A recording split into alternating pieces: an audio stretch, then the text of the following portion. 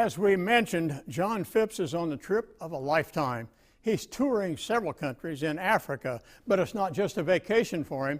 John was invited by a farmer friend from North Dakota who is also trying to establish modern agriculture in Mozambique.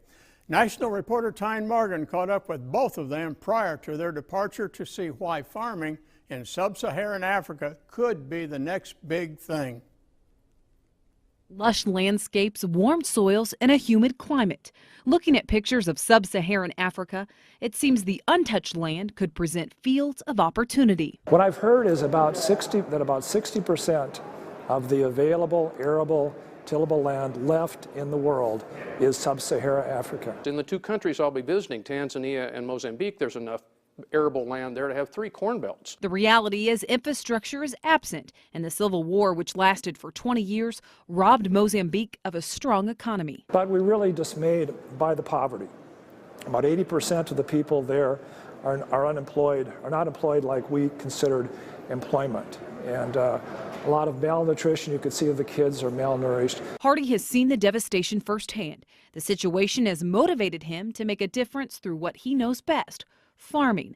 What started as the family's heart to serve through mission work changed after a phone call of possibility. We would like to talk to you. Our company received a concession of up to 25,000 acres from the government of Mozambique if we'll come in and clear the trees, plant soybeans and corn, mainly soybeans, for chickens. We really wanted to develop a chicken industry in Mozambique. And they said, we've been farming in Ukraine, but this is over our head. This is something that's going to take some additional management because there's nothing there. With no hesitation, the Hardys jumped in.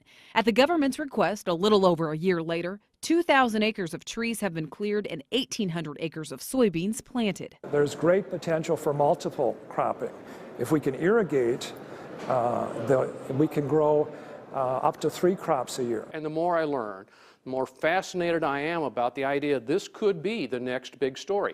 These were the types of rumors and wild things that we heard about Brazil 30 years ago, and I didn't go then. And this time I've got a chance, and Wally asked me. Hardy's mission seems simple. We call it the triple bottom line. If we can help the economy, if we can develop economy, it's kind of like a pyramid. If we can develop an economy and have profits in the economic realm, then that can spill over to the social realm, and we can use profits to build medical facilities, to build schools, to educate people. The road hasn't been easy. But it's cost $25,000 to get that combine over there, and that's not the heads. And the heads go into a container, and that's an additional $10,000. Add to that time, he says it takes about 4 months just to get shipments there.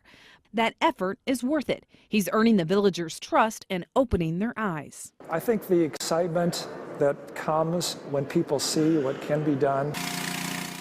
John hopes to not only view Hardy's progress firsthand during his visit to Africa, but maybe someday be a part of a new wave of farming, helping plant the seeds of opportunity and growing hope for an abundant future. What I do know is that people who have been, especially to East Africa or Sub-Saharan Africa, come back changed. From South Bend, Indiana, I'm Tyne Morgan for U.S. Farm Report.